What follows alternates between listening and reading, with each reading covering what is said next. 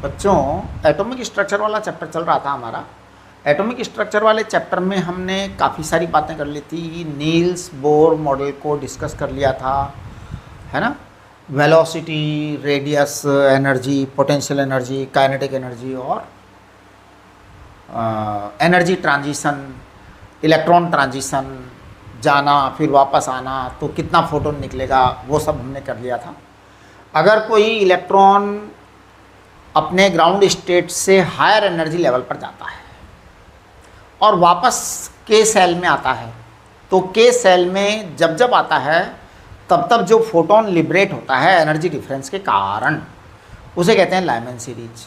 Number 2 में आता है तो बामर, लाइमैन, बामर, पास्सन, ब्रैकेट, फुंडी, ये सब आपको बता दिया था। इस सब की कैलकुलेशन भी हमने कर ली थी। लास्ट में हम शायद रिडबर्ग कांस्टेंट कैलकुलेट कर रहे थे और मुझे ध्यान है उसकी कैलकुलेशन में कुछ गड़बड़ हो रही थी। आप लोगों ने चेक कर लिया होगा, आप लोग चेक कर लीजिए और जूम सेशन में डिस्कस करिए कि क्या बात है, ठीक है। तो अगर कुछ गड़बड़ है तो मुझे बताइएगा आप। वैसे तो 99% वो ठीक ही है। चलिए, अब इसके बाद में मैं आपको एक्साइटेशन एनर्जी और आयनाइजेशन एनर्जी पर बात करना चाहता हूँ। वैसे तो एक्साइटेशन एनर्जी, आयनाइजेशन एनर्जी, इस पर भी आपके केमिस्ट्री वाले बहुत अच्छी तरह से बात कर लेते हैं, है ना। तो मेरी आवश्यकता यहाँ पर बात करने की नहीं है। जैसे आपका ये ग्राउंड स्टेट है, ग्राउंड स्टेट के बाद में 1 मतलब 2, 3, 4, 5 इस तरह से, है ना। तो एक्साइटेशन एनर्जी का मतलब है कि अपने ग्राउंड स्टेट से वो किसी हायर लेवल पे जाएगा। 1 पे जाए मतलब 2 पे जाएगा, 3 पे जाएगा या 4 पे जाएगा या 5 पे जाएगा या और किसी पर जाएगा, तो that energy is called as excitation energy. Ionization energy क्या होती है? नमस्ते। आयनाइजेशन एनर्जी का मतलब होता है कि वो इलेक्ट्रॉन अपना एटम छोड़कर निकल चुका है, उसको कहते हैं आयनाइजेशन एनर्जी। उसी का नाम आयनाइजेशन पोटेंशियल है। एक्साइटेशन पोटेंशियल भी उसी को कहते हैं। एक्चुअल में क्या होता है कि जैसे आयनाइजेशन एनर्जी है, इसको जब आप जूल में प्रेजेंट करते हैं तो ये एनर्जी कहलाती है। इसको जब जूल में रिप्रेजेंट करते हैं, लेकिन जब जूल को आप इलेक्ट्रॉन वोल्ट से भाग लगा देते हैं तो फिर यह एनर्जी इलेक्ट्रॉन वोल्ट में आ जाती है। उसे कह देते हैं आयनाइजेशन पोटेंशियल। जब हम इलेक्ट्रॉन वोल्ट में रिप्रेजेंट करते हैं तो दैट इज आयनाइजेशन पोटेंशियल। तो आप समझिए, आयनाइजेशन एनर्जी का मतलब है एक इलेक्ट्रॉन को परमानेंट निकालने के लिए, परमानेंट नमस्ते करने के लिए जो एनर्जी चाहिए वो आयनाइजेशन एनर्जी है। अब जैसे हाइड्रोजन स्पेक्ट्रम की अगर हम बात करते हैं, केवल हाइड्रोजन की, तो आपको पता है पहले नंबर की एनर्जी होती है -13.6 इलेक्ट्रॉन वोल्ट टोटल। ये kinetic energy plus potential energy होती है ना।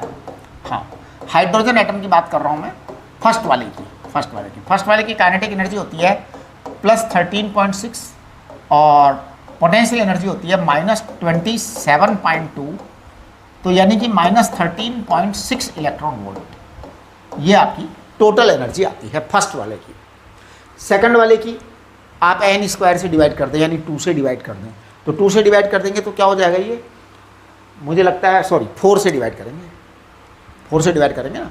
हाँ, तो 4 से डिवाइड करेंगे तो ये आपका आ जाएगा सेकंड वाला, it is E1 energy total, है ना। E2 एनर्जी आपका आ जाएगा, इसको आप 4 से डिवाइड करेंगे तो it will become 3.4 electron volt, है ना। फिर आप तीसरे वाले को 9 से करेंगे डिवाइड इसको, तो 9 से जब डिवाइड करेंगे तो इट विल बिकम व्हाट,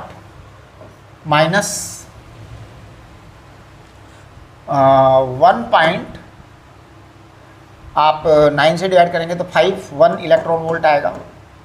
फिर आप अगर और इसको आगे डिवाइड करते हैं कि साहब 4th लेवल का चाहिए, तो आप 16 से डिवाइड कर दीजिए। तो 16 से जब डिवाइड करेंगे तो कितना आएगा ये 0 पॉइंट, है ना। 16 से डिवाइड करना है जी आपको, तो 13.6 को 16 से डिवाइड करो तो कितना आएगा,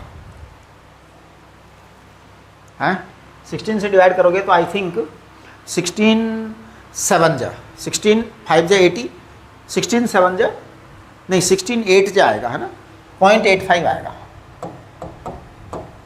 0.85 इलेक्ट्रॉन वोल्ट आएगा, राइट। इस तरह से ये आपके एनर्जी के लेवल्स आ गए। अब एनर्जी लेवल्स आ गए तो आप इसका और इसका डिफरेंस निकालेंगे तो this will come first excitation energy, first excitation state या फर्स्ट एक्साइटेशन एनर्जी आएगा। आप इसका और इसका डिफरेंस निकालेंगे तो सेकंड एक्साइटेशन एनर्जी आएगी, इसका और इसका निकालेंगे तो थर्ड एक्साइटेशन एनर्जी आएगी, इस तरह से आएगी, राइट। अच्छा, आयनाइजेशन पोटेंशियल क्या आएगा? आयनाइजेशन पोटेंशियल आएगा +13.6 इलेक्ट्रॉन वोल्ट, यानी इतना देना पड़ेगा आपको, है ना। इतना पोटेंशियल अगर आप देंगे तो वो निकाल देगा बाहर, इलेक्ट्रॉन को पकड़ के खींच देगा बाहर, इतना पोटेंशियल देने पर। तो ये आयनाइजेशन पोटेंशियल आ गया। अच्छा, यहाँ पर अजीबोगरीब तरह के सवाल आते हैं आपके मेंस में और एडवांस में, बड़े मस्त होते हैं। पता है क्या? इमेजिनरी लेवल क्रिएट कर देते हैं वो, इमेजिनरी लेवल। जैसे जीरो एनर्जी, जीरो एनर्जी किसको कहते हैं? जीरो एनर्जी का कोई मेजरमेंट नहीं है इस वर्ल्ड के अंदर, इस यूनिवर्स में जीरो एनर्जी कहीं है ही नहीं, लेकिन हम किसी लेवल को जीरो मान लेते हैं। अब देखो, एक छोटी सी मैथमेटिक्स बताता हूँ आपको। अगर किसी ने कह दिया कि हाइड्रोजन का फर्स्ट लेवल है, उसको जीरो मान लो। अगर कोई कह दे कि भाई आप इसको जीरो मान लो, फर्स्ट लेवल को, तो फर्स्ट लेवल को नहीं है, जीरो नहीं है, मेरे को पता है -13.6 है, लेकिन इसको जीरो मान लिया अगर, तो अब ये कितना हो जाएगा? ये देखो, ये बात, ये बड़ी इंपॉर्टेंट बात है। वो जीरो है तो ये कितना होगा? ये कितना होगा? इन दोनों का डिफरेंस निकालो। तो ये आपकी एनर्जी आएगी। अगर वो एनर्जी जीरो है, वो एनर्जी जीरो है ना, -13.6, तो ये अब आपकी प्लस आएगी। प्लस कितनी आएगी आपकी? ये +10.2 आएगी, है ना। अच्छा, वो जीरो किसी को भी मान सकते हैं, वो जीरो 1 इलेक्ट्रॉन को भी ले लेंगे। अगर मान लो -1 इलेक्ट्रॉन को जीरो मान लिया, अगर -1 इलेक्ट्रॉन को जीरो मान लिया, तो फिर ये -12.6 आ जाएगा। एक्चुअल में जीरोस का मतलब ये होता है कि आर्बिट्रेरी नंबर लेकर के वो बहुत सारे सवाल बनाए हुए हैं, है ना। आपके डीपीपीज में भी हैं और अदर बुक्स में काफ़ी सारे सवाल हैं। अगर आपने इसको जीरो मान लिया तो फिर ये +10.2 आएगा। इसको जीरो मान लिया तो ये कितना आएगा? 1.51 घटाइए आप उसमें से, है ना, तो ये आएगा +12.09 आई थिंक, है ना, 12.09 आएगा। 12.09 में आप 1.51 ऐड करो ज़रा, तो 1.51 ऐड करोगे तो 13.6 आ जाएगा, राइट। चलिए, अब आपके इसी तरीके से ये आगे बढ़ते चले जाएंगे। तो ऐसे बहुत सारे क्वेश्चंस हैं। ये तो खैर मैंने सबसे सिंपल वाली बात बताई है, आपके बहुत सारे क्वेश्चन डिफ़िकल्ट वाले भी हैं। तो वो आपको कुछ नहीं, सिंपल नंबर सिस्टम से करना है। नंबर सिस्टम से, नंबर सिस्टम क्या होता है? जैसे आप लोग जानते हैं कि जीरो इधर होता है, इधर सारे फिर नेगेटिव होते हैं, -1, -2, -3, -4, ऐसा। इसी तरीके से इधर नंबर 1, 2, 3, 4, तो ये नंबर लाइन है ना, लाइन ऑफ मतलब लाइन ऑफ नंबर्स, है ना। इसको नंबर सीरीज भी बोल सकते हो आप, सिंपल बात कर सकते हो, है ना। अब इनके बीच में 1.1, 1.2, 1.3, 1.4 भी आएंगे ही सारे, है ना। तो अगर हम इसको एक तरीके से नंबर सीरीज बोलें, अब ये जीरो है बेटा, ये जीरो है। अगर किसी ने आपसे ऐसा कह दिया ज़बरदस्ती कि आप -4 को जीरो मान लो, किसी ने ऐसा कह दिया, तो अब क्या करोगे आप? अब मानना तो पड़ेगा, जब कह दिया तो मानना ही पड़ेगा। तो अब आप इसको जीरो मानो तो अपने आप ये +1 हो जाएगा, ये +2 हो जाएगा, ये +3 हो जाएगा, और जीरो जो है वो 4 के बराबर आएगा, और फिर जो 1 है वो 5 के बराबर आ जाएगा, ये 6 हो जाएगा, ये 7 हो जाएगा, ये 8 हो जाएगा। यानी कि आपका नंबर सिस्टम बदल गया, आपका नंबर सिस्टम बदल गया। अच्छा, कभी कभी क्या करते हैं वो लोग, क्वेश्चन में उल्टा भी दे देते हैं। बहुत सारे क्वेश्चन हैं ऐसे जो आपके मेन में भी आए हुए हैं, एडवांस में भी आए हुए हैं, उन्होंने लेवल बदल दिया, तो ये जीरो। अब वैसे तो मुझे एक बात आज तक समझ में ये नहीं आई, ये चीज़ मैथमेटिक्स का सब्जेक्ट है, ये फिजिक्स का सब्जेक्ट नहीं है भाई। आपने लेवल बदल दिया एनर्जी का, तो एनर्जी का लेवल बदल दिया तो अब नंबर बच्चा काउंट करेगा ना वहाँ से। ये तो मैथमेटिक्स का मामला है, फिजिक्स से इसका क्या लेना देना। लेकिन आते सवाल फिजिक्स में है, मैथमेटिक्स में तो पता नहीं आते हैं या नहीं आते हैं, लेकिन फिजिक्स में आते हैं, है ना। अब ये जीरो मान लिया 4 को, तो भैया 4 को जीरो मान लिया तो ये -1 हो गया, ये -2 हो गया, ये -3 हो गया, ये -4 हो गया। आप समझ रहे हो ना, इस तरह से ये नंबर बदल जाता है। और ये सारे के सारा जो चेंज और सारा जो नंबर है वो बदलता है बिल्कुल नियम से, ऑर्डरली बदलता है। तो इस तरह के बहुत सारे क्वेश्चन हैं कि वो किसी भी एनर्जी लेवल को जीरो सपोज कर लेंगे और फिर आपसे नेक्स्ट 3rd या 4th या 5th या 6th एनर्जी लेवल निकलवाएंगे। तो वो सवाल आप लोग कर सकते हो, वो सिंपल मैथमेटिक्स है, उसमें फिजिक्स का बिल्कुल भी रोल नहीं है, लेकिन सवाल हैं बहुत सारे ऐसे। चलिए, अब मैं इसके बाद में बात करता हूँ Thomson's method to determine E/m। E/m माने स्पेसिफिक चार्ज। तो देखिए, Thomson's method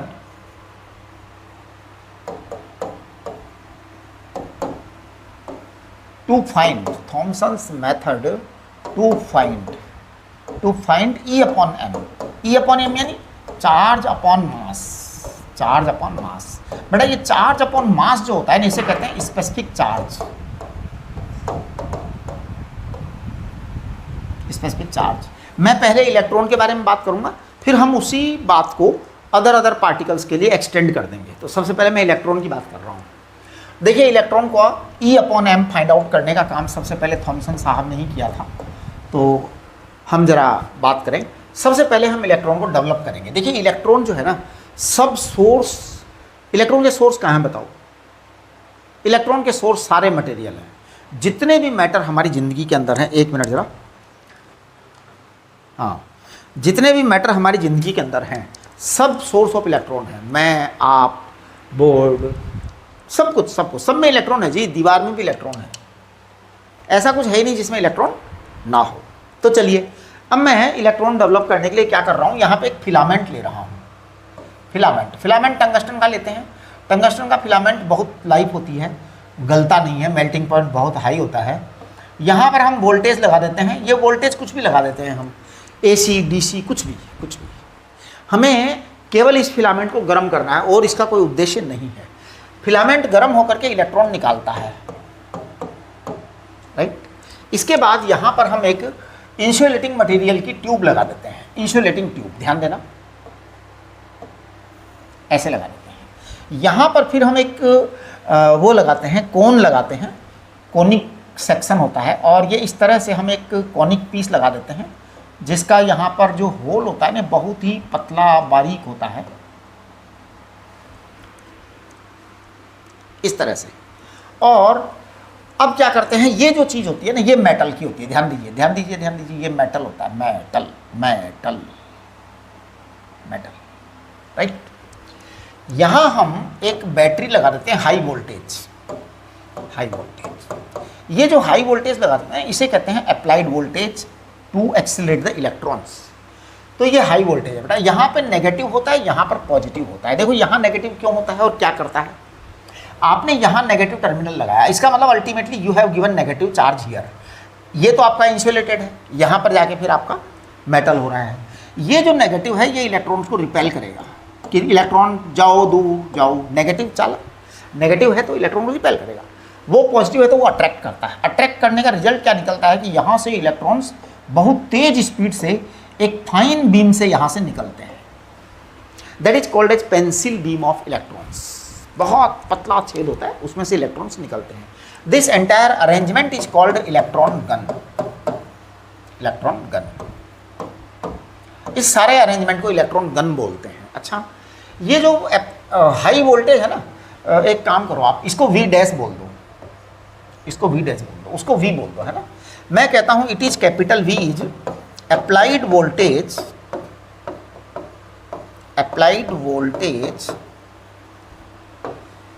to accelerate electrons, to accelerate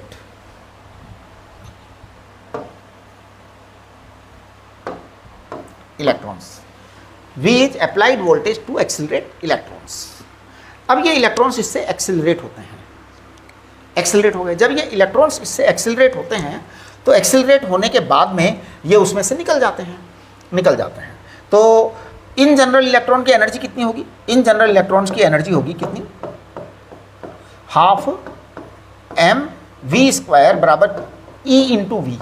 E charge, V is applied voltage. ये आपकी एनर्जी आएगी, अब देखिए हम यहाँ पर क्या करते हैं, यहाँ से V इलेक्ट्रॉन वाले, पोटेंशियल वाले इलेक्ट्रॉन निकल रहे होते हैं।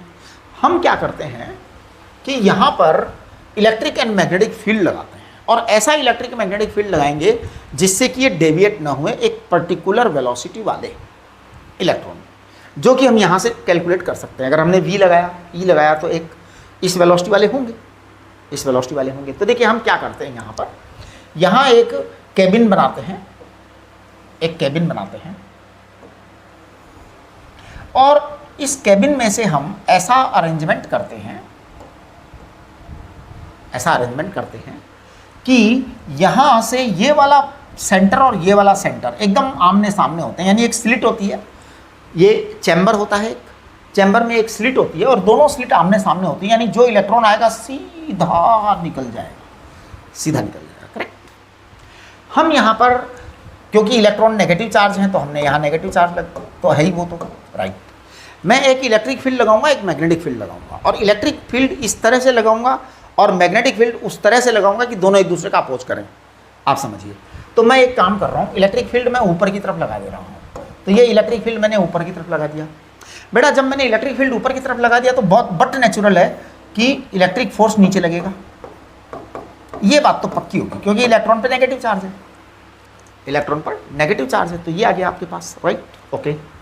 अब मैं मैग्नेटिक फील्ड लगाने की कोशिश कर रहा हूँ, मैं ऐसा कर रहा हूँ मैग्नेटिक फील्ड आउटवर्ड लगा रहा हूँ, बोर्ड के आउटवर्ड, इधर की तरफ।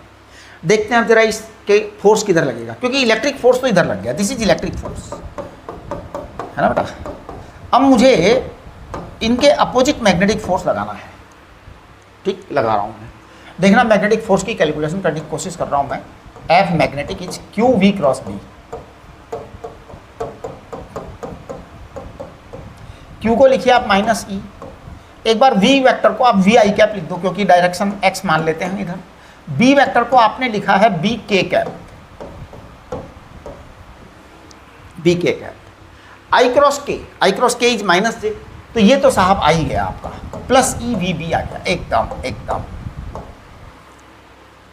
करेक्ट। अब पता है ये जो ये चीज़ है ई वी बी, ये हम फिक्स करके लगाते हैं वेलोसिटी, यहाँ से वेलोसिटी कैलकुलेट करती वही लगाते हैं हम, और फिर हम देखते हैं कि किस इलेक्ट्रिक फील्ड से वो बैलेंस हो रहा है। ध्यान दीजिए, आपने वेलोसिटी यहाँ से फिक्स कर दी पहले से ही कि हमें ये वाले इलेक्ट्रॉन ही चाहिए। अब हम देखेंगे कि इस वाले इलेक्ट्रॉन को वहाँ से निकालने के लिए क्या वेलोसिटी चाहिए, क्या वेलोसिटी चाहिए, तो वो आपको वेलोसिटी आ जाएगी। इसके मतलब ये हुआ कि अगर इधर का फोर्स और उधर का फोर्स बराबर हो जाए, अगर इलेक्ट्रिक फोर्स और मैग्नेटिक फोर्स बराबर हो जाए तो वो इलेक्ट्रॉन निकलेंगे, पर्टिकुलर इलेक्ट्रॉन निकलेंगे फिक्स। तो देखिए मैं ज़रा इनको बराबर कर रहा हूँ, ई वी बी बराबर क्या आ जाएगा, ई इंटू ई, यानी आपके पास में वी बराबर आ गया ई अपॉन बी। बस ये वेलोसिटी हमें पता करनी थी, मतलब एक्चुअल में ये ई और बी की रेशियो पता करना था हमारे को फंडामेंटली, क्योंकि ये हमारे बहुत काम की चीज़ है। इस वेलोसिटी वाले अगर इलेक्ट्रॉन आप सेलेक्ट करना चाहते हैं तो आपको ये चाहिए ई अपॉन बी। अब जरा इस ई अपॉन बी की वैल्यू आप यहाँ रख दीजिए, तो आपके पास ई अपॉन एम आ जाएगा। देखो मैं लिख रहा हूँ हाफ एम, कुछ नहीं किया हमने, कोई ज़ोरदार बात नहीं करी है। ई अपॉन बी की यहाँ वैल्यू रख दी और ये ई एंड कैपिटल वी दे दिया। कैपिटल वी आप मेजर कर लेंगे, अप्लाइड वोल्टेज तो पता लग ही जाएगा आपको, है ना। एक वोल्ट मीटर लगा दीजिए, पता लग जाएगा, है ना, अप्लाइड वोल्टेज। चार्ज आपको पता ही है इलेक्ट्रॉन का, या नहीं भी पता है तो मत पता रहने दो, हम तो चाहते भी नहीं कि पता रहे। जब हमें एक्सपेरिमेंट ही करना है तो हम काय को पता लगाएंगे, अपने आप आने दो जो आता है। मुझे चाहिए ई अपॉन एम, आप ध्यान दीजिए हमारा टारगेट ई अपॉन एम है, तो I am finding E upon M. आप देखना ई अपॉन एम मैं डायरेक्ट लिख रहा हूँ v into E square upon twice B square, ये आपका ई अपॉन एम आया, है ना, ये आपका ई अपॉन एम आया। चेक कर लो आप एक बार, हैं घोटाला हो गया क्या?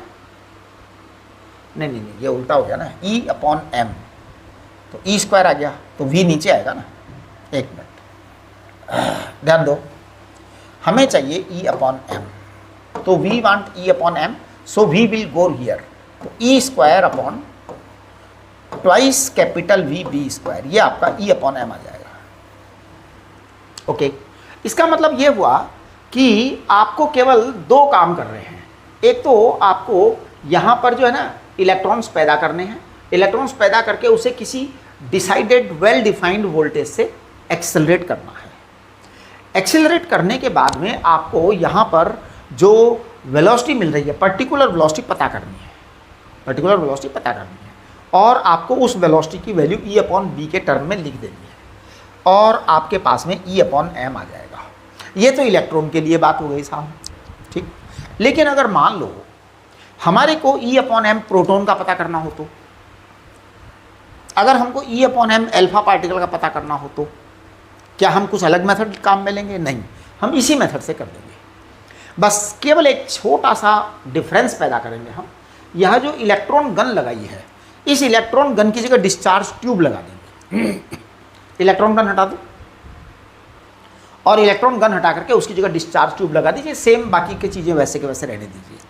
अब डिस्चार्ज ट्यूब में क्या होता है, डिस्चार्ज ट्यूब में आप जो पॉजिटिव पार्टिकल चाहते हैं, जो भी पॉजिटिव आयन चाहते हैं, मान लो आप प्रोटॉन चाहते हैं तो हाइड्रोजन लीजिए डिस्चार्ज ट्यूब में।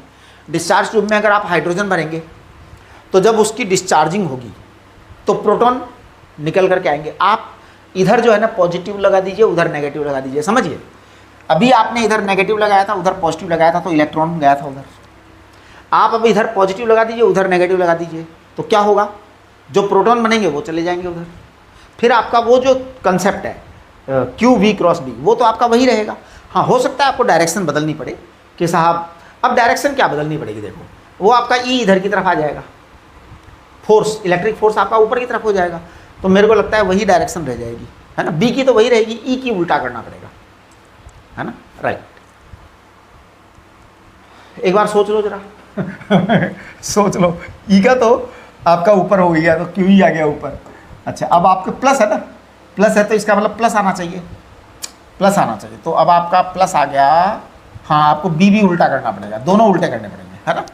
कर लेना, वो तो ई और बी तो आपकी अरेंजमेंट है, सेटलमेंट है कि कौन सी ऐसी डायरेक्शन हो जिससे दोनों इक्वल अपोजिट हो जाए, है ना।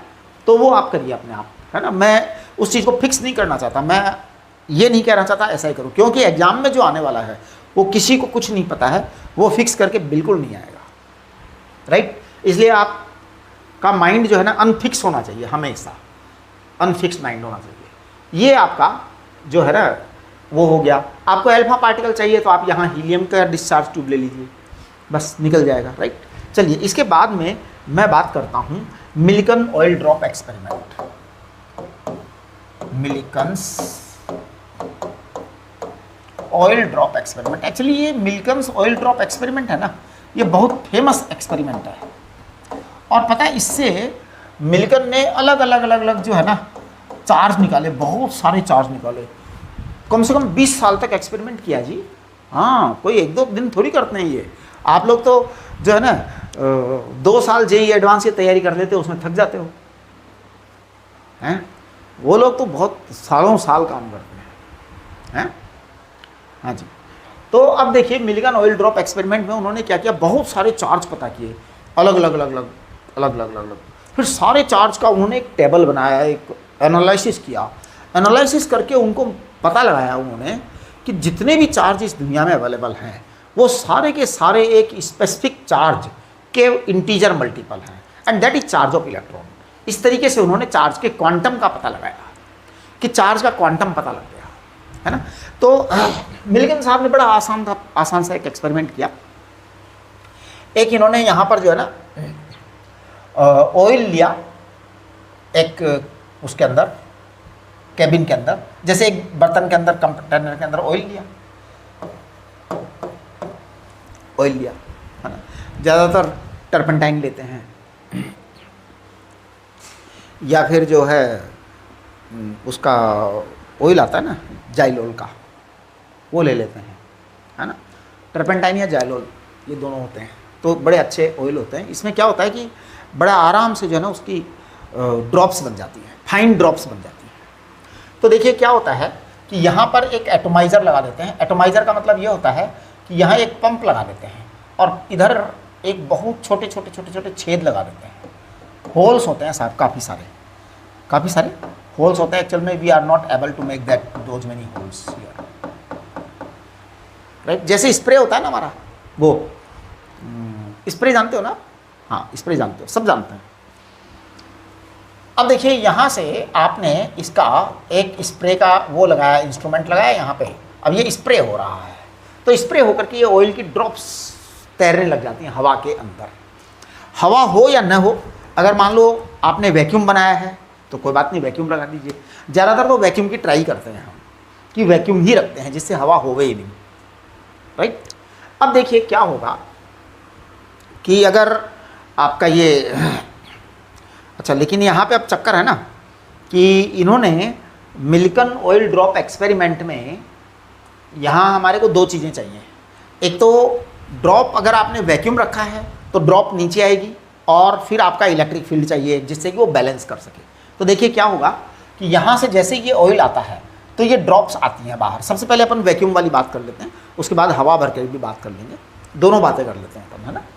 तो यहाँ से जैसे मान लो निकल करके आया तो यहाँ से बूंदें निकलेंगी, छोटी छोटी छोटी छोटी बूंदें निकलेंगी। किसी एक बूंद पर हम अपना फोकस लगाते हैं, किसी एक बूंद पर ध्यान देते हैं, पूरा दिमाग लगाते हैं एक बूंद के ऊपर, राइट। तो जब एक बूंद पर हम दिमाग लगाते हैं तो यहाँ माइक्रोस्कोप लगा देते हैं जी। क्या लगा देते हैं? माइक्रोस्कोप, देखने के लिए। स्ट्रॉन्ग माइक्रोस्कोप होता है, बहुत बढ़िया माइक्रोस्कोप होता है, क्वालिटी अच्छी होती है माइक्रोस्कोप। तो हमने माइक्रोस्कोप लगा दिया, राइट। तो a very good microscope is here. अब ये क्या होता है कि जब ये ऑयल इसमें से आता है ना तो ये यहाँ पे बहुत पतले पतले पतले पतले छेद होते हैं। इन छेद में से जब आता है तो ऑयल ड्रॉप्स चार्ज हो जाती हैं, तो उनके ऊपर चार्ज आ जाता है ना। अब चार्ज आ जाता है तो वहाँ पर दो चीज़ें होती हैं कि जैसे मान लो चार्ज आ गया तो नेचुरल वेट के कारण ये नीचे गिरेंगी, है ना। इसका वेट होता है, वेट कितना होता है बेटा? 4/3 पाई r³ रो जी, ये आपका वेट होता है, राइट। ऑयल ड्रॉप्स की रेडियस आप माइक्रोस्कोप से कैलकुलेट कर सकते हैं। आप कहेंगे माइक्रोस्कोप से रेडियस कैसे कैलकुलेट करते हैं? ये आपको मैं बहुत बार सिखा भी चुका हूँ, वैसे हम एक्सपेरिमेंटल फिजिक्स में आपको पढ़ाऊँगा, उसमें मैं सिखाऊंगा भी। माइक्रोस्कोप में क्या होता है, अगर आपने अपनी लैब के अंदर देखा हो तो माइक्रोस्कोप में एक क्रॉस वायर होता है, आपने अगर देखा हो तो लैब के अंदर। उस क्रॉस वायर से हम क्या करते हैं, एक बार उस क्रॉस वायर को अपर लेवल पर फिक्स करते हैं, दूसरी तरफ लोअर लेवल पर फिक्स करते हैं। जितना खिसका वो हम स्केल पर नाप लेते हैं, तो उससे रेडियस आ जाती है, बहुत फाइन रेडियस निकल करके आती है। ये इसके ऊपर कुछ ना कुछ चार्ज जरूर होता है, कोई ना कोई चार्ज जरूर आ जाता है। अब अगर इस पर पॉजिटिव चार्ज आया है, पॉजिटिव चार्ज आया है तो हम एक इलेक्ट्रिक फील्ड ऊपर की तरफ लगाते हैं, और अगर नेगेटिव चार्ज आया है तो हम एक इलेक्ट्रिक फील्ड नीचे की तरफ लगाते हैं, जिससे कि इलेक्ट्रिक फोर्स ऊपर की तरफ लग जाता है। कुल मिलाकर के हमारा उद्देश्य बड़ा सिंपल सा है, बड़ा सिंपल सा है। हम क्या करते हैं, वेट नीचे और इलेक्ट्रिक फोर्स ऊपर। अगर नेगेटिव चार्ज ड्रॉप्स बन रही हैं मान लो, तो हम क्या करते हैं, ऊपर की इलेक्ट्रिक फोर्स नीचे लगाते हैं, इलेक्ट्रिक फील्ड नीचे लगाते हैं तो इलेक्ट्रिक फोर्स ऊपर लग जाता है। और अगर पॉजिटिव चार्ज है तो इलेक्ट्रिक फील्ड भी ऊपर लगाएंगे तो फोर्स भी ऊपर लग जाएगा। तो आपके पास में QE बराबर क्या आ जाएगा, mg आ जाएगा, राइट। m का पता आप यहाँ से लगा सकते हैं। कुल मिलाकर के आपके पास Q आ गया, Q बराबर क्या आ गया, mg/E। E आप मेजर कर सकते हैं, इलेक्ट्रिक फील्ड आपने जो भी अप्लाई किया है, राइट। m आप रेडियस मेजर करके पता कर सकते हैं। कुल मिलाकर के आपके पास Q आ गया। अब देखिए ऐसे एक ड्रॉप, दो ड्रॉप, हजारों अलग अलग ड्रॉप्स, लाखों अलग अलग ड्रॉप्स, कई सालों तक Q का पता लगाया। फिर Q का पता लगा करके एक टेबल बनाई, टेबल बना के पता लगाया कि अरे भाई कुछ भी कर लो, ये Q जो है ना, ये हर हालत में integral multiple of electron charge है। इलेक्ट्रॉन का चार्ज फिर उन्होंने कहा कि भाई सबसे छोटा चार्ज यही है इस दुनिया के अंदर, और जितने भी चार्ज इस दुनिया में पाए जाएंगे वो इसके इंटीजर मल्टीपल होंगे। ये मिल्टन का ऑयल ड्रॉप एक्सपेरिमेंट था। ये तो बेटा तब आ गया जब आपने यहाँ वैक्यूम रखा। ये पूरा चैम्बर होता है जी, मजाक नहीं है, मतलब इतना आसान नहीं है जितना आसान मैंने बता दिया आपको। बहुत अरेंजमेंट करने पड़ते हैं साहब। ये तो मैंने आपको कंसेप्ट बता दिया सिंपल सा कि यहाँ वैक्यूम है, ये सारा वैक्यूम लगाया हमने, पूरा वैक्यूम, कंप्लीट वैक्यूम चैम्बर है। तब ऐसा हो गया। अच्छा, इन्होंने फिर थोड़ा सा डाउट हुआ इनको कि यार ये पता नहीं वैक्यूम चैम्बर में कुछ होता हो, तो इन्होंने अनवैक्यूम करके किया, इसके अंदर कुछ फिल करके किया गैस को, है ना। इनर्ट गैस भरी, inert gas helium, neon, argon, krypton, इस तरह की गैसें भरी, तो जो क्या कि किसी तरह से चार्ज से रिएक्ट ना करें।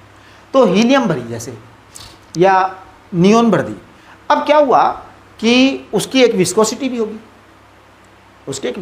तो यहाँ पे एक फोर्स और लग जाएगा, that will be viscous force.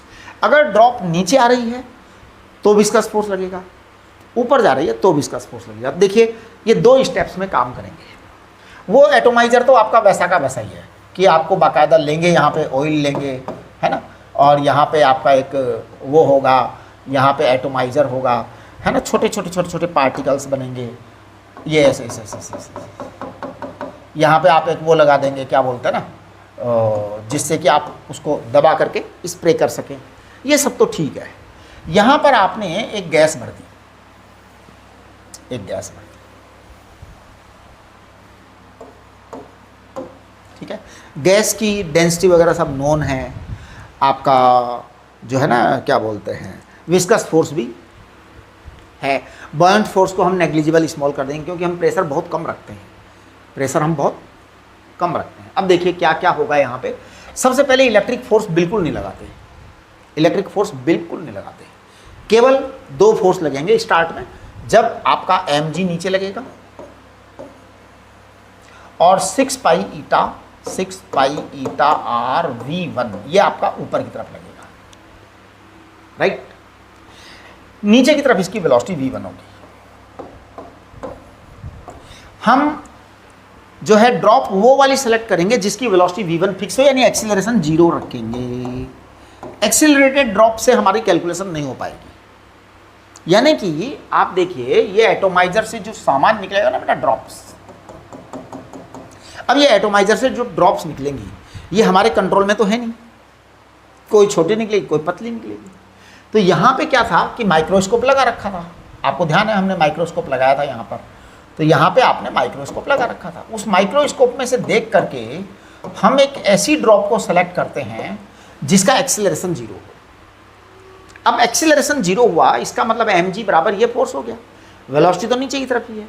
तो आपकी एक बात आ गई कि भैया mg बराबर आपके आ गया 6 पाई ईटा rv1, ये एक ड्रॉप आ गई, ये एक ड्रॉप आ गई।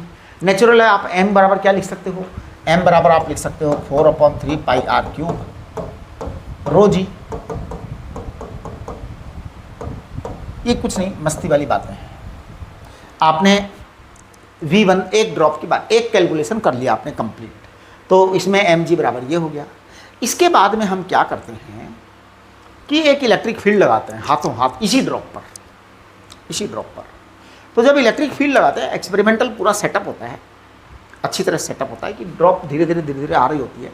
हम फिर क्या करते हैं, इसके ऊपर इलेक्ट्रिक फील्ड लगाते हैं और इलेक्ट्रिक फील्ड लगा करके उसको उल्टा चलाते हैं, उल्टा चलाते हैं। तो उल्टा चलाते हैं तो इलेक्ट्रिक फोर्स ऊपर लगा देते हैं हम, इलेक्ट्रिक फोर्स ऊपर लगा देते हैं तो ड्रॉप उल्टी चलने लग जाती है।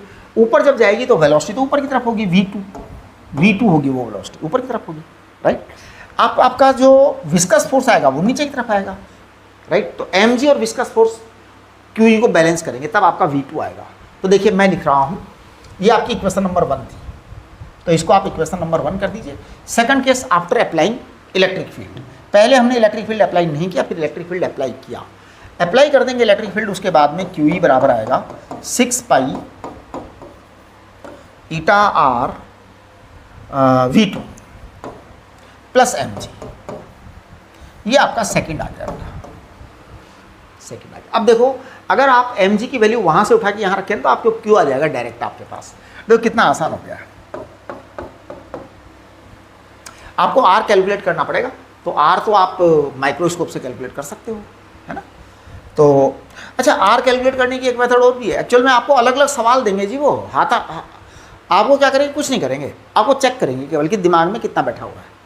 r कैलकुलेट करने की एक तरीका और भी है, पता है क्या, वो कह देंगे a drop is there in vacuum and balanced by electric field of this much amount, है ना। बस अब आपको r आ गया। अब आप कहोगे हैं इससे r कैसे आ गया, आ ही गया ना भाई, QE बराबर mg। ये बातें करने का तरीका है जी, वो क्या क्या कह के आपको r देंगे, आपको समझ में आ जाना चाहिए। बस r दे दिया, उन्होंने बोला क्या है, अ drop is balanced under the effect of gravitational field and electric field of this amount, बोल दिया, बस खत्म। अब आपको r के बारे में बात ही नहीं करेंगे, आगे बात ही नहीं करेंगे, आपको इतनी सी बात बोल दिया, अब r आप निकालते रहो वहाँ से। हाँ, तो आपके पास r आ गया। अगर नहीं भी है तो अब आप mg की वैल्यू यहाँ उठा के रख दो, तो देखो कितना आ गया, 6 पाई ईटा आपके पास आ गया, r आ गया, बिकॉज ड्रॉप इज सेम, इसलिए v1 प्लस v2 आ जाएगा, आपके पास q आ जाएगा। कुल मिलाकर के आपने देखा कि मिलिकन साहब ने बड़ा सिंपल अरेंजमेंट करके, अलग अलग एक्सपेरिमेंट करके काफ़ी सारे चार्ज निकाले, और चार्ज निकाल के लास्ट में निकाला कि भैया चाहे जो भी कर लो, चाहे जितना दम लगा लो, है ना, हाँ चाहे जितना दम लगा लो, ये दुनिया तो ऐसे ही बनी है कि सबसे छोटा चार्ज इलेक्ट्रॉन का चार्ज है, उससे छोटा चार्ज अवेलेबल नहीं है। जितने भी चार्ज ढूंढो, 1 ढूंढो, 2 ढूंढो, 1000 ढूंढो, लाख ढूंढो, करोड़ ढूंढो, हर हालत में इलेक्ट्रॉन के चार्ज के इंटीजर मल्टीपल होंगे। ये मिलिगन की ऑयल ड्रॉप एक्सपेरिमेंट का रिजल्ट था। समझ में आ गई बात? एक छोटा सा एक्सपेरिमेंट बेनब्रिज साहब ने भी किया और वो बड़ा मस्त था। मेरे को वो एक्सपेरिमेंट ज़्यादा अच्छा लगा इन सब से, हैं? हाँ, बेनब्रिज वाला बड़ा परफेक्ट और बहुत आसान है। देखिए बेनब्रिज मास spectrograph,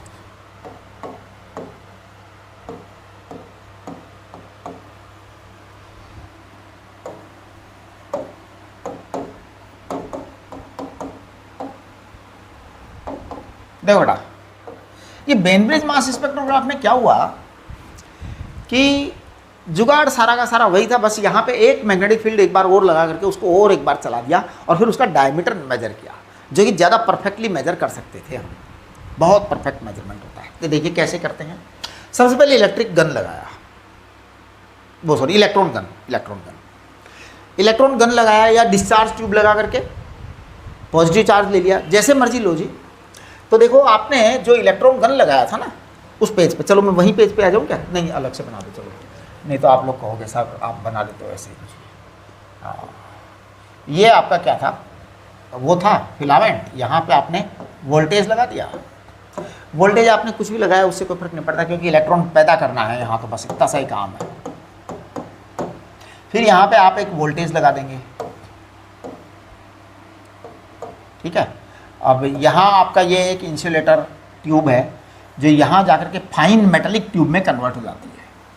fine metallic tube, correct. ये छोटा सा छेद होता है, इसके अंदर से इलेक्ट्रॉन निकलते हैं, बीम निकलती है, पेंसिल बीम ऑफ इलेक्ट्रॉन, और ये यहाँ से निकल करके आ जाता है। ये पॉजिटिव होता है, ये नेगेटिव होता है। नेचुरल है कि समझ गए आप, ज़्यादा बोलने की जरूरत नहीं है। ये हाई वोल्टेज है, इसे कहते हैं वोल्टेज अप्लाइड। इसको V डैश बोल दो बेटा, because that is of no use. ये हमारा किसी काम का नहीं है, क्योंकि इसमें तो बस हमारा काम इतना है, गर्म करना, इलेक्ट्रॉन निकालना, फिर इलेक्ट्रॉन निकालने के बाद हम कार्यक्रम करते रहेंगे, हमारा जो भी है हम अपना प्लान करते रहेंगे, है ना। ये यहाँ से आपके इलेक्ट्रॉन निकलते हैं। अब हम यहाँ क्या करते हैं, एक वही लगा देते हैं, वेलोसिटी सेलेक्टर बोलते हैं इसका। नाम क्या है? Velocity selector. इस वेलोसिटी सेलेक्टर की क्या खास बात है कि यहाँ पर एक स्लिट लगी रहती है जो इसके एकदम ठीक सामने होती है। इसका नाम वेलोसिटी सेलेक्टर है बेटा। वेलोसिटी सेलेक्टर सेलेक्ट करता है जी। क्या करता है? सेलेक्ट करता है। सेलेक्ट कैसे करता है? सेलेक्ट ऐसे करता है कि इलेक्ट्रिक फील्ड लगा देता है ऊपर की तरफ। तो इलेक्ट्रिक फील्ड ऊपर की तरफ लग गया तो फोर्स किधर लग जाता है? नीचे की तरफ लग जाता है, अगर इलेक्ट्रॉन है तो, नेगेटिव चार्ज है तो, राइट। मैग्नेटिक फील्ड इधर की तरफ लग जाता है आपका, तो आपका मैग्नेटिक फोर्स ऊपर की तरफ लग जाता है, QVB। QVB क्या? EVB आएगा, है ना, EVB। अब आपके ये दोनों अगर बैलेंस हों तो आपका EVB क्या आएगा? EVB बराबर आ जाएगा आपका EE, यानी कि आपका V बराबर E/B आ गया। ये आपकी वेलोसिटी सेलेक्ट हो गई है साहब यहाँ से। यानी कि अब इसके अंदर से जो इलेक्ट्रॉन निकलने वाले हैं इस रास्ते से, वो केवल इसी वेलोसिटी वाले इलेक्ट्रॉन बाहर निकल सकते हैं, बाकी तो बाहर निकलेंगे ही नहीं, बाकी तो बाहर निकलेंगे। अब क्या कर देंगे हम, यहाँ पर एक इलेक्ट्रॉन, एक वो लगा देंगे मैग्नेटिक फील्ड, जो कि इसको नीचे की तरफ टर्न करें इन इलेक्ट्रॉन्स को। देखिए ये इलेक्ट्रॉन्स यहाँ से निकल रहे हैं इसी डायरेक्शन में, है ना। अब हम एक मैग्नेटिक फील्ड लगा रहे हैं ऐसे, जानबूझ के प्लान करके लगाते हैं साहब मैग्नेटिक फील्ड यहाँ पर।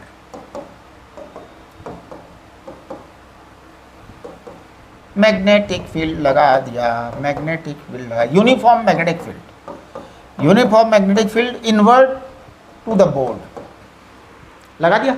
अब होता क्या है यहाँ पर, जब आपने ये यूनिफॉर्म मैग्नेटिक फील्ड लगा दिया तो यहाँ हम एक चैम्बर बना देते हैं, cylindrical chamber, cylindrical chamber, semi cylindrical chamber, और हम यहाँ लगा देते हैं एक फोटोग्राफिक प्लेट, एक्सरे प्लेट लगा देते हैं, photographic plate.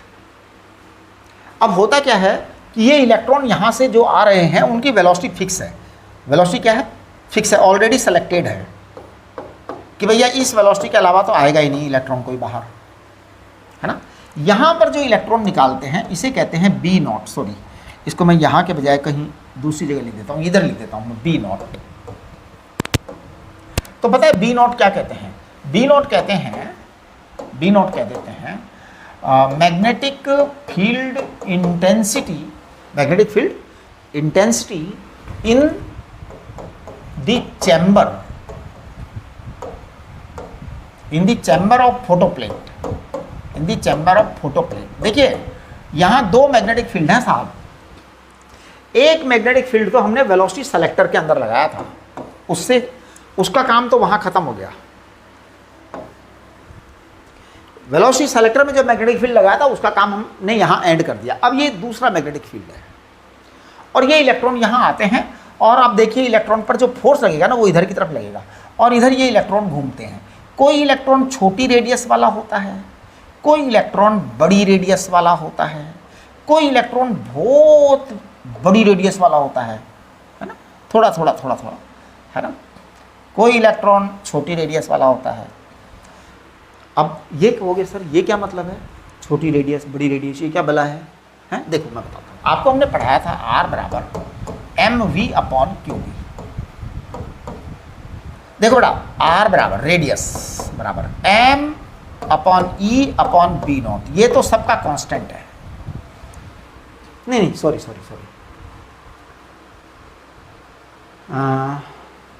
M upon e, correct. V भी सेम ही तो है। हाँ तो सारे के सारे सेम आएंगे फिर तो वेलोसिटी वाले। एक्चुअली देखो ये बात ये है, यहाँ पर कई बार जो है ना जो चार्ज पार्टिकल्स आते हैं उनमें अलग अलग चार्ज पार्टिकल भी आ जाते हैं। उनकी अगर मान लो मास और चार्ज वगैरह अलग अलग हैं तो फिर अलग अलग रेडियस बनेंगे, और अगर सेम है तो सबके सेम रेडियस बनेंगे अगर वेलोसिटी फिक्स है तो ई अपॉन बी है अगर मान लो, राइट। कई बार इलेक्ट्रॉन के साथ में और कुछ भी आ जाए। एक्चुअल में कभी भी इतना बड़ा फिल्टर नहीं किया जा सकता, लेकिन वेलोसिटी वाला फिल्टर बन जाएगा। वेलोसिटी वाला फिल्टर कैसे बन जाएगा? क्योंकि दोनों फोर्स जो है ना वो बराबर आ जाएंगे अगर चार्ज बराबर है तो, क्योंकि इलेक्ट्रिक फील्ड भी चार्ज पर डिपेंड करता है, वो भी चार्ज पर डिपेंड करता है, मास पर डिपेंड ही नहीं करता। हाँ जी, इलेक्ट्रिक फोर्स मास पर डिपेंड नहीं करता, मैग्नेटिक फोर्स भी मास पर डिपेंड नहीं करता। इलेक्ट्रिक फोर्स मास पर डिपेंड नहीं करता, मैग्नेटिक फोर्स मास पर डिपेंड नहीं करता, है ना। तो ये जो है ना ये चीज़ आर आ जाएगा यहाँ पे। अब ये आर आ गया, आप सोचिए कि अगर आपके पास में आर आ चुका है, कैलकुलेट कर लेंगे डायमीटर, यहाँ से डायमीटर कैलकुलेट कर लेंगे, राइट। तो आपके पास आर आ गया। अगर इलेक्ट्रॉन है तो ई अपॉन बी फिक्स है आपका, इलेक्ट्रॉन है तो आपका मास भी फिक्स है, ई भी फिक्स है, बी भी फिक्स है। तो एक वैल्यू आएगी आर की, केवल एक वैल्यू आएगी। अगर केवल इलेक्ट्रॉन है तो 100% अगर इलेक्ट्रॉन है तो एक ही वैल्यू आएगी। अब एक वैल्यू आएगी तो आप निकाल सकते हैं एम और ई आराम से, एम भी निकाल सकते हैं, ई भी निकाल सकते हैं। अगर आपको एम पता है तो ई निकाल दीजिए, या ई अपॉन एम निकाल दो। ये लो मैं ई अपॉन एम निकाल देता हूँ। E upon m equal to क्या आएगा? B naught r upon e. आप चेक करिए, ये आपके पास ई अपॉन एम आएगा। Okay, B naught r upon e. R आप कैलकुलेट कर लेंगे। आर एक्चुअल में आएगा नहीं यहाँ से कभी भी, यहाँ से डायमीटर ही आएगा। आपको उसको 2 से डिवाइड करके आर निकालना पड़ेगा। चलिए, अगर इलेक्ट्रॉन है तब तो सिंगल रेडियस आ गई। अगर आपने यहाँ इलेक्ट्रॉन गन की जगह, इंस्टेड ऑफ इलेक्ट्रॉन गन, आपने डिस्चार्ज ट्यूब ले ली। अब डिस्चार्ज ट्यूब में तो आप गैस भरते हो, हाइड्रोजन, हीलियम, नियॉन, क्रिप्टॉन जैसे आइसोटॉप्स पता लगाने हैं। अब मान लीजिए आपने हीलियम गैस भरी। अब हीलियम के कितने आइसोटॉप होते हैं? सभी आइसोटॉप के मिक्सचर आएंगे उसके अंदर, है ना। चार्ज तो सबका सेम आ जाएगा, लेकिन मास नंबर अलग अलग आएंगे, राइट। तो आप आइसोटॉप्स का पता लगा सकते हो। कैसे? आपका चार्ज तो जैसे मान लो आपने हीलियम की गैस भरी, हाइड्रोजन भरा आपने, हीलियम भरा, नियॉन भरा, आर्गन भरा, क्रिप्टॉन भरा, आपने एटॉमिक नाइट्रोजन भर दी। एटॉमिक नाइट्रोजन, ध्यान दीजिए, एटॉमिक नाइट्रोजन, एटॉमिक ऑक्सीजन भर दी। अब आप है ना आइसोटॉप्स का पता लगा सकते हैं। आइसोटॉप्स क्या होते हैं? आइसोटॉप्स वो होते हैं जिनके की मास नंबर अलग अलग होता है लेकिन चार्ज नंबर सेम होता है ना। तो एटॉमिक नंबर सेम होता है, मास नंबर अलग अलग होता है, तो वो आप पता लगा सकते हैं यहाँ से, है ना। क्योंकि आपका जो है ना एम अलग अलग आएगा, ई सेम है, ये सेम है, आर अलग अलग आएगा। आर अलग अलग आएगा तो आप एम का पता लगा सकते हो। कितने तरह के आर आए? 1 तरह का, 2 तरह का, 3 तरह का। अगर 3 तरह के सर्कल बने तो इसका मतलब 3 तरह के आइसोटोप हैं। 4 तरह के सर्कल बने, इसका मतलब 4 तरह के आइसोटोप हैं, ये चीज़ है, राइट। तो मेरे को लगता है ये बातें आपको समझ में आ गई। अब इसके बाद में हमें एक छोटा सा टॉपिक करना है इसके अंदर, स्कैटरिंग, तो वो मैं आपको और करवा दूंगा, ठीक है। अभी आप इसको कंप्लीट करिए। नमस्ते।